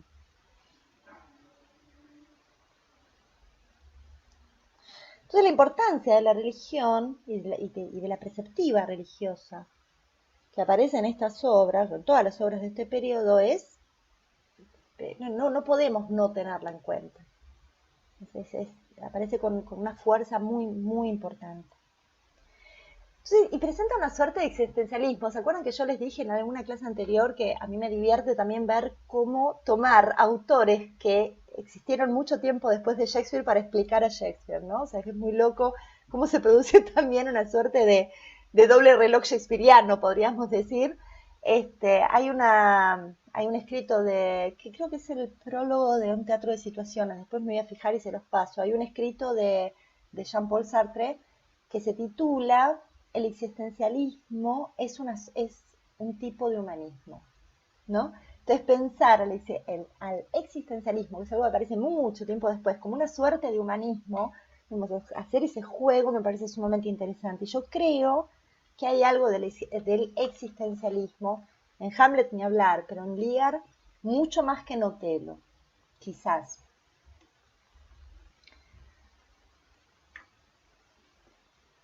Y acá, con esto vamos a ir enfocando ya el cierre, hay dos cosas que me parecen sumamente interesantes para tener en cuenta de Lear. Una es el caso, o sea, el hecho del uso de la locura. ¿Qué significa la locura? Y lo otro es Cordelia asociado con lo religioso. No solo con el rol femenino, que también es un dato a tener en cuenta, pero está muy vinculada con la cuestión de índole religiosa. Yo creo que les comenté en alguna clase que hay referencias de que Shakespeare habría padecido sífilis y que escribe Lear en el momento de mayor crisis en su enfermedad, y que por eso también habría aparecido el tema de la locura como un tema tan poderoso, tan presente en la obra, en el caso de la locura de Lear. Más allá de eso, que es interesante tener en cuenta, que siempre nos lleva esa nota de color de Willy como ser humano, ¿no? Y sus cosas personales trasladadas a sus obras, también hay que tener en cuenta qué significaba la locura para los isabelinos, que tiene todo un sentido. Yo no sé si alguna vez leyeron o escucharon nombrar, hay una obra muy importante de Erasmo de Rotterdam que se llama el Elogio de la Locura. Erasmo de Rotterdam, un alemán, amigo de Tomás Moro. Tomás Moro fue el gran filósofo preisabelino o renacentista inglés, que es el día de hoy que lo estudiamos. Tipo muy interesante, podríamos decir que fue casi como el opposite de Maquiavelo, ¿no? Dos tipos muy interesantes en su momento. Autor de Utopía, si pueden, leanla. Erasmo y Moro eran muy amigos. Y se dice que inclusive el título en alemán, que yo no sé alemán, pero se dice que el título en alemán del Elogio a la Locura es una burla al nombre de Moro también, ¿no? Al nombre de Thomas More. Como, porque usa mucho la ironía y que era un chiste, ¿no? Que es un chiste interno entre ellos. Es una obra justamente que habla de la locura, habla de muchas virtudes, o no virtudes, mejor dicho. Pero la locura casi como madre, ¿no? Madre de todas las no virtudes. Y es una crítica muy fuerte a los hombres de poder del momento. Esta obra se escribe más o menos en 1511, o sea, antes del nacimiento de Cristo. Uy, qué fallido el mío. Antes del nacimiento de Shakespeare. Pero es una ironía muy, muy importante en contra de los hombres de poder del momento. La mayoría eran clérigos. O sea, los hombres más poderosos de Inglaterra, fuera de en esa época, que era durante el reinado de Enrique VIII, eran Thomas More o Tomás Moro, que era un sacerdote, filósofo, un tipo interesante, y después estaba Wolsey, que también eran el príncipe y el mendigo, por así llamarlo, ¿no? Eran el bien y el mal, representados en dos clérigos, ¿no? O sea, Tomás Moro, un tipo austero, consejero del rey, un tipo en extremo religioso, pero de alguna manera no era un tipo que se valiese del poder, y Wolsey del otro lado que sí, ¿no? O sea, hizo desastres. Y que era gran enemigo de Tomás Moro, de hecho. Pero bueno, un poco de lo que habla el Elogio de la Locura, se pueden leerla porque es linda, a mí me gusta. Es como que hay una suerte de, a ver, ¿cómo lo puedo relatar para que no sea difícil? Es como que hay una suerte de consejo donde se van presentando los distintos personajes. Y hay un personaje que es la ignorancia. La ignorancia se presenta y dice, hola, ¿qué tal? Yo vengo de tales islas, mi papá es tal, mi mamá es tal, no sé qué, y a mí, y yo tengo gente que me acompaña, y que hace que yo haga más agradable la vida de las personas. Y esas que me acompañan son la adulación, el amor propio, ¿sí? Los personajes son conceptos. Después aparece la locura. La locura se presenta como una diosa. Y dice, bueno, mi papá es Plutón, mi mamá es Hebe, fui criada, esto me lo anoté porque es muy gracioso, dice, fui criada por ebriedad y por ignorancia, ¿no? Como dos personajes más, ebriedad e ignorancia me criaron, y mis compañeros más fieles son narcisismo, adulación, olvido, pereza, placer, irreflexión, intemperancia y sueño profundo. Entonces yo digo, casi todas las cosas que le pasan a Liam, ¿no? Muchas de las cuales también lo terminan aquejando a Hamlet, que toma la locura como una actuación, pero que termina siendo aquejado por ella, y ni hablar de Ofelia, ¿no? Que termina presa de la locura. Es un poco interesante que pensemos en estas cosas también, ¿no? ¿Qué materiales leía Shakespeare? ¿Por qué hablaba de estos temas también? ¿Qué es la locura? No se la puede pensar como hoy que estamos atravesados por el psicoanálisis. Por eso yo digo que no tienen psicología los personajes. Por lo menos no en Shakespeare, porque no existía ese concepto todavía. Sí están atravesados por virtudes o por grandes defectos, de acuerdo a las perspectivas de la época. Pero está bueno repensarlo hoy, obviamente que lo vamos a repensar con todo lo que significa para nosotros la locura, pero está bueno que tengamos en cuenta cómo y desde dónde es que se escribió esto. Luego tenemos el caso Cordelia. A ver, es un temón Cordelia. Cordelia se nos presenta en la obra casi como un cordero de Dios. Casi como el cordero de Dios. Eso también lo vamos a ver en Desdémona. Se presentan prácticamente como el cordero de Dios, ¿no? El cordero que viene a ser sacrificado y que acepta ese destino de sacrificio. Esto es interesante también de tener en cuenta.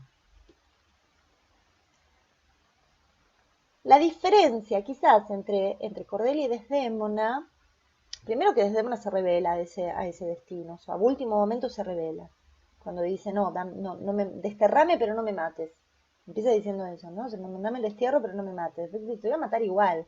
Bueno, pero dame un mes, no, te mato igual, no, bueno, dame una semana, bueno, dame un día, dame una hora, ¿no? O sea, como pelea por su vida. Cordelia no. Cordelia no pelea por su vida. Esto ya es una diferencia, en primer lugar. Y en segundo lugar, que sí tiene una relación con quien la lleva a ese lugar de sacrificio, que es su propio padre, a quien ella luego redime. Es muy interesante esto que está pasando acá, más allá de lo edípico, que también lo podemos considerar, siendo que estamos atravesados por el psicoanálisis. Entonces podemos pensar en Cordelia como hija, con mayúscula inicial, del mismo modo podemos pensar en Jesús como hijo. El hijo del hombre, ella es la hija del hombre, la hija de Dios, igual que Jesús también.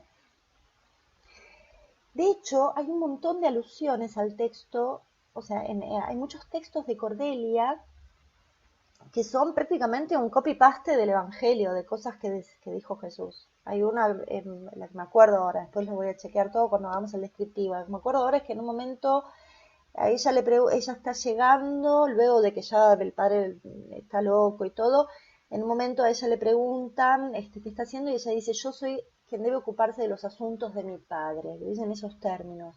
Y eso se remite a Jesús cuando se pierde en el templo de chiquito, que la madre sale corriendo y cuando le dice, ¿cómo te me fuiste, nene? El nene le dice, no sé por qué te preocupas porque yo me tengo que ocupar de los asuntos de mi padre, ¿no? O sea, es exactamente lo mismo. Es muy fuerte eso. Pero bueno, es lo que pasa en la obra. Y esta cuestión, digamos, que logra Cordelia de revertir esa condición de padre, esta cosa de este Dios terrible,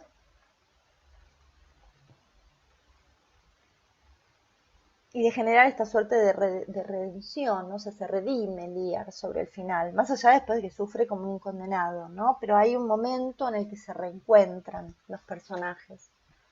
Yo me anoté un texto, porque me parece siempre muy hermoso, que corresponde en el acto 4, en escena 7, ellos se encuentran, y él está totalmente ido, y no la reconoce.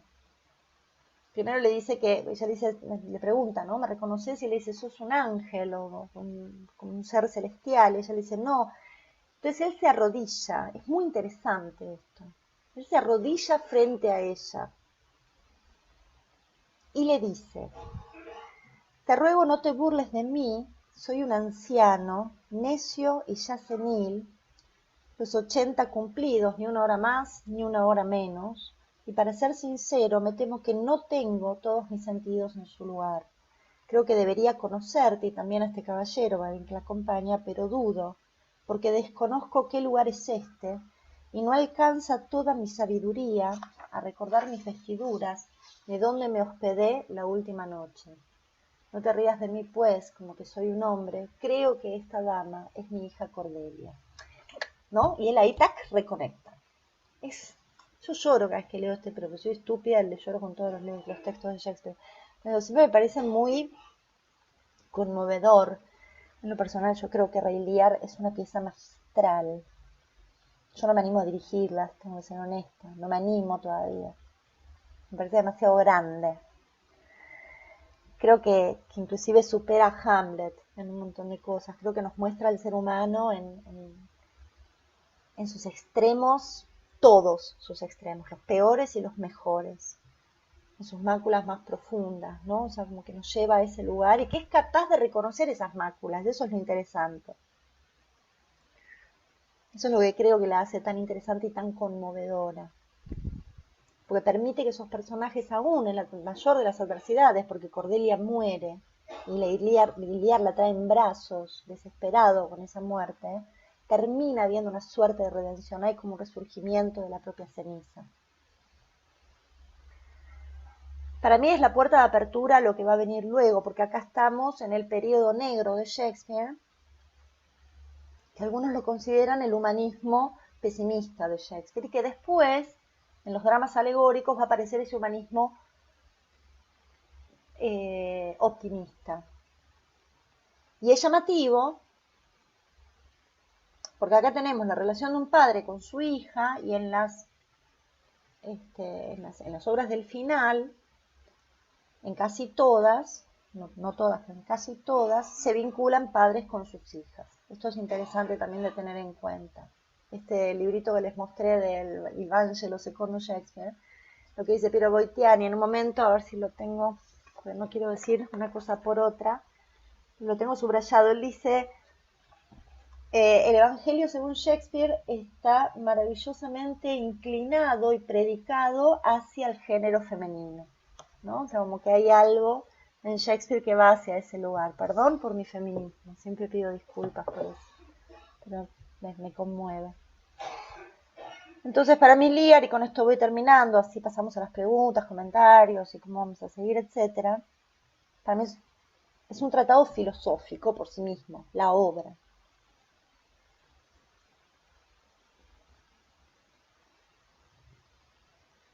Yo digo que es un bufón meando en la sopa del rey. Eso es la obra. Entonces voy a terminar mi ponencia para que pasemos a las Perdona, no te preguntas. escuché, Laura. ¿Es un bufón? Meando en la sopa del rey. Entonces quiero terminar mi ponencia con el texto del bufón, que me parece extraordinario. Igual está un poquito retocado por mí, pues lo hice para un trabajo, y dice: les diré una profecía antes de partir. Cuando los curas hagan algo mejor que hablar, y ya no ponga el tabernero agua en la cerveza, cuando el noble sea maestro de su servidor, cuando no quemen a las putas, sino a sus proxenetas, cuando la corte haga justicia, y no haya escudero con deudas ni caballero pobre, cuando en la lengua muera la calumnia, cuando no haya rateros entre la multitud, y los usureros derramen su oro en el campo, y putas y alcahuetes construyan las iglesias, entonces, y sólo entonces, el gran reino de Albión caerá confundido. Me parece extraordinario. El gran reino de Albión es el modo antiguo de definir a Inglaterra o la Gran Bretaña. 2022, es tal Esto cual. es 2022, tal cual, tal cual, tal cual. Extraordinario, ¿verdad? Si puedes, lo subes, por favor, ese texto. Por supuesto, todas estas cosas yo se las voy subiendo. Gracias, sí, está maravilloso. Sí, yo lo retoqué un poquitín, pero no demasiado, ¿eh? O sea, no es que está intervenido. O sea, hay alguna palabrita ahí que la corregí un poco para que tenga un poquito más sí, de actualidad. Claro, por eso te lo pido. Eso es lo. Te lo voy a pasar, Gracias. claro que sí, se los voy a subir al Drive, no preocúpense por eso. Eh, Nada, estoy abierta ahora a que me pregunten, a que charlemos, en fin, no quiero hablar más, ya me aburrí.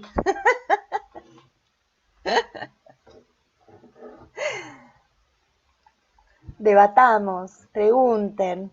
Podemos hablar de cómo siguen las clases también, de qué vamos a hacer para la clase que viene, etcétera. Sí, van a haber exposiciones como en Magnetic Hub. Mira, espérame que me voy a abrir el cronograma. No, pará, lo tengo impreso. Sí, lo tengo impreso, más fácil. Bancame un cachito. Hoy estamos a 25 de abril, perfecto. Entonces, a partir de mayo ya empezamos con las obras y sus personajes.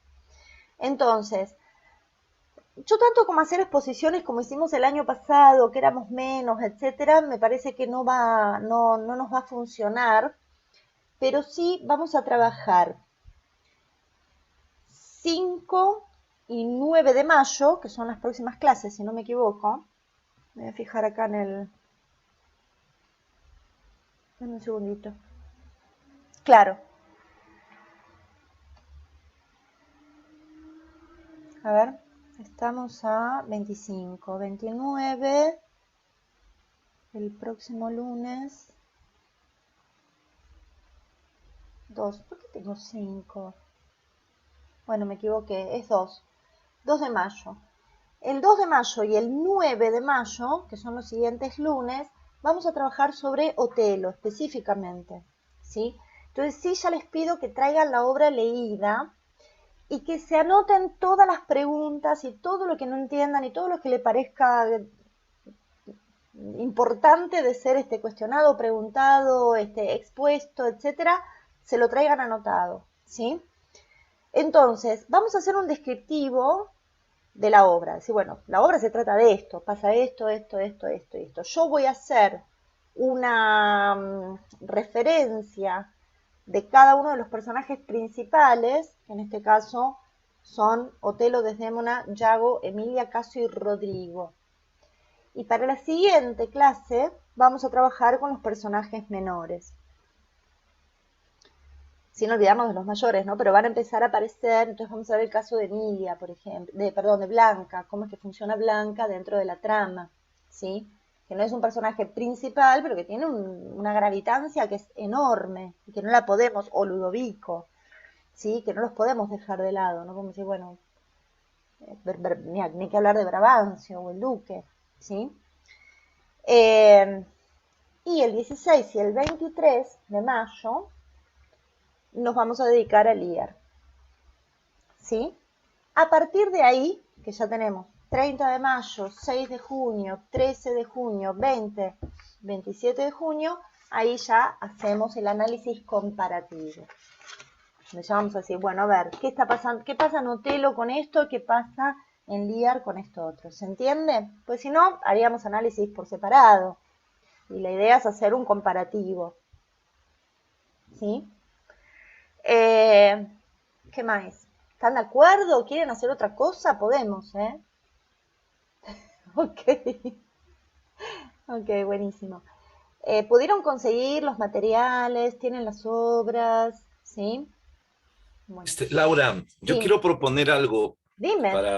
bueno, lamentablemente no para Gabriel, porque es para la gente que pueda llegar, a menos que Gabriel tome un avión y venga, encantado. Acá está tu Podría ser casa, tranquilamente. Todo por puede favor. ser en esta vida. Acá está tu casa. Yo tengo el Otelo que tú recomendaste en la primera clase, que es Shakespeare por Escritores. escritores, ¿no? Ya. Que es la traducción de Jaime Collier, creo que es chileno. Sí. Sí. Entonces, le pregunté al joven que trabaja en la fotocopiadora y mira, dice que se puede fotocopiar sin problema. Bueno. Entonces, si alguno de ustedes, si Marinés, Marita o Laura Pereira, quieren, yo se los mando a fotocopiar y veo de hacérselos llegar, o nos encontramos o se los envío acá en Lima. Así que dice que lo anilla así bonito como libro. Yo se los regalo, ¿ah? Ojo, no estoy haciendo un bazar.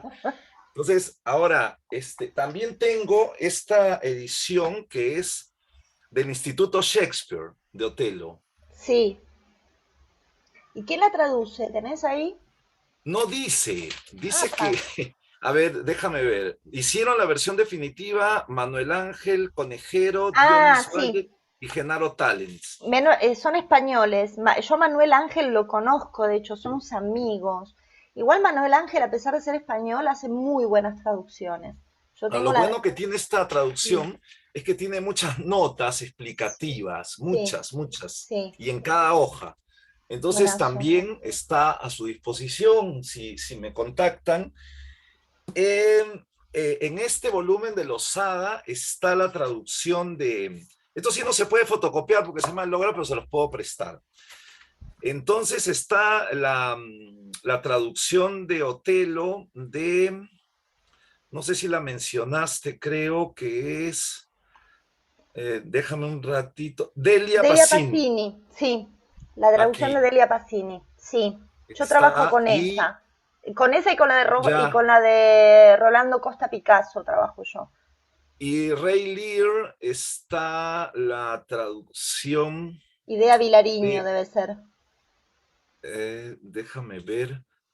Sí, Idea Vilariño, exacto. Idea Vilariño Ahora, es una como digo, poetisa uruguaya muy... Yo tengo un Hamlet de ella traducido por ella también. Son muy lindas las traducciones de Idea. por el WhatsApp que ya tenemos, entonces Sí. ustedes me escriben, nos encontramos, yo se los presto, yo confío. Dicen que es un tonto el que presta libros, pero no, dicen que es tonto el que lo presta y más tonto el que lo devuelve. El que lo devuelve. Espero que no crea esa frase. Entonces ahí no lo pueden leer. Y tengo también el Ray Lear de Shakespeare por escritores. Buenísimo. Acá en Lima llegó, acá tengo una cantidad regular de algunos, y es la Buenísimo, traducción de Vicente Molina, Foix. buenísimo. Esa después te la voy a pedir cuando vaya, que voy en julio, pues no la tengo. Listo, Dale. listo, encantado. Entonces ya Gracias, saben, Enrique. si me escriben por el WhatsApp y y vemos de hacérselos llegar, ya para que tengan algunas versiones que recomienda Laura. Eso, para la próxima clase, porque ahora ya no hay tiempo, me gustaría que amplíes un poquito esto de que los personajes de Shakespeare no tienen psicología. Creo haberte entendido eso, no sé si Sí, escuché mal. sí. A ver, es algo de, me hago cargo, digo, son los Dixit Laura Silva, ¿no? Pero digo, cuando Shakespeare escribe estas obras, el concepto de psicología como lo pensamos hoy no existía. Los basamentos de la construcción humana eran otros, tenía más que ver con la religión o tenía que ver más con la filosofía, pero no con la psicología. Ahora, los personajes sufren, los personajes se angustian, se alegran y tienen un montón de otras cuestiones como nos pasan a todos los seres humanos hoy. Yo hablo simplemente de esta cuestión de pensar, pero muchas veces me pasa sobre todo cuando dirijo, que de pronto me dicen, no, lo que pasa es que para mí Hamlet, la relación con la madre, no sé qué, yo digo, no, pero pará, eso es parte de tu constructo, que está buenísimo, imagínate lo que quieras, pero en la obra no está pasando eso, ¿eh? O sea, no es que él tenía una infancia así, por eso tal cosa. Me explico, a eso me refiero. Hay a veces como una tendencia a pensar que el personaje de niño tal o cual cosa. Y la realidad es que el personaje empieza cuando empieza la obra y termina cuando termina la obra. A lo sumo puede haber un spin-off, una segunda parte, sí, pero no hay una construcción de ser humano. Y esto lo digo como dramaturga, inclusive. Cuando como dramaturgos nos ponemos a pensar en un personaje, nunca pensamos en cómo era el personaje de chico, jamás. Nosotros empezamos acción directa. ¿Qué dice el personaje y qué siente y qué le pasa en el momento? Es un aquí y ahora permanente, es en presente siempre. Nunca hay pasado en dramaturgia. Distinto es cuando tenemos, por ejemplo, personajes que forman parte de las crónicas. Entonces, sí, qué sé yo, tenemos la evolución de Margarita d'Anjou. Desde Margarita d'Anjou, la reina Margarita de Ricardo III, aparecen dos obras anteriores, desde que tenía 13 años, que es cuando tiene su primera presentación en Enrique VI, segunda parte, ya una mujer madura, una adulta hermosa, unas 35 tendría, calculo yo, en Enrique VI, tercera parte, y luego es una anciana, Ricardo III, pero tampoco hay una psicología del personaje, lo que vemos es un personaje en tres momentos históricos diferentes, dentro de una historia que realmente existió, con todos los aditamentos que le pone Shakespeare de su propia inventiva, que poco tuvieron que ver con la historia real también. Entonces, por eso digo, siempre son personajes, ni aún en las crónicas son personas, a eso me refiero. Igual lo vamos a ir viendo a medida que avancemos porque nos vamos a encontrar en el análisis de los personajes y en la lectura, van a aparecer estas cuestiones y ahí seguramente vuelva a aparecer este concepto. Claro, los que hacemos psicoanálisis somos nosotros, no los personajes. El personaje no se psicoanaliza, a eso me refiero, más que no tenga psicología, no se psicoanaliza. Porque si no lo reducimos, deja de tener, si todo tiene una razón de ser psicológica, deja de ser interesante el personaje. No se puede redimir, por ejemplo, como se redime Lear. Y nosotros no lo podríamos aceptar tampoco eso. ¿Me explico? Es interesante desde ahí, es para discutirlo igual, por supuesto, como todo. A mí me gusta generar discusiones. Me sale la Ariana que soy. Bueno, gente, ¿algo más que me quieran contar? Marita, lo que te voy a pedir es que la incorpores ya a Laurita al grupo, si podés. Si no lo hago yo, a ver. Incorporada está. Ah, buenazo, listo. Bien. Ahí está. Así ya no nos perdemos y sí, ahí dice ya estoy, buenísimo. Confieso, Y Laura, que estoy quemando chau Álvaro, Disculpen, tengo clases a las vete, 7. Falté vete, una Chao. hora y yo dicto. Ahí anda, por anda. ahí me Chao. están Chau, reemplazando. chau. Mejora esa gripe, Gabriel. Un abrazo. Voy a hacer lo posible. Chao, Marita, Laura Chao. y Chao. Marinés. Gracias, Chau, Laura. Hasta chau. el Nos lunes. No, a pasamos la ti. voz por los libros. Chao. Sí, sí, lo ven en el grupo eso. Bueno, ¿qué me decías, Marita? Y ya cerramos. Estaba cruzando chicotes en mi cabeza cuando hablabas de la psicología, de los personajes, porque por ejemplo en el taller de Leo, en Meissner, sí vemos eso, la psicología, y es Pero es que como son un distintas recurso, escuelas, claro. sí, es un recurso, porque incluso en el análisis para el personaje nosotros nos inventamos, o sea, si no hay base en el texto, nos inventamos qué pudo haber pasado en el pasado del personaje para que sea así, o sea, en qué momento, creo que te hablaba en una conversación en privado, ¿te acuerdas? En qué momento de o sea, Sí. cómo es el mundo de él, en qué momento detonó para que sea así, ¿no? Entonces, por eso te estaba diciendo Cruz Chicotes y por eso te está escribiendo. Los que A mí en lo psicoanalizamos personal somos nosotros. no me resulta interesante. Me parece que achica al personaje en vez de dejarlo volar, ¿entendés? Pero te insisto, son distintos modos de laburar, como decía Gaby antes. Hay, o estás de un lado o estás del otro, o podés de pronto generar cosas intermedias. Pero a mí me cuesta mucho pensar al personaje desde ahí, porque te insisto, o sea, no, es una construcción, es una síntesis, un personaje. También hay que pensar en eso. El personaje es una síntesis de ideas. Y todos esos personajes salen de una sola cabeza, que es la cabeza del autor. Que esa sí tiene psicología, esa sí tiene traumas, locuras y complejos y todo lo demás. Es la voz del autor siempre. Y eso es interesante de pensarlo también, las distintas voces, ¿no? La polifonía de un autor. La Eso es. locura del autor. La Gracias. polifonía, se considera polifonía, es eso. O sea, muchas voces. Eh, o sea, me pasa escribiendo, o sea, escribir de la nada, cuando arrancás de cero y vas como construyendo, ¿no? No pensás nunca en psicología, honestamente. Y lo he hablado con compañeros y compañeras o colegas que de pronto trabajan más desde el realismo, que yo tampoco, en realidad van a la acción directamente, eso es lo que se produce y lo que hace que el personaje avance.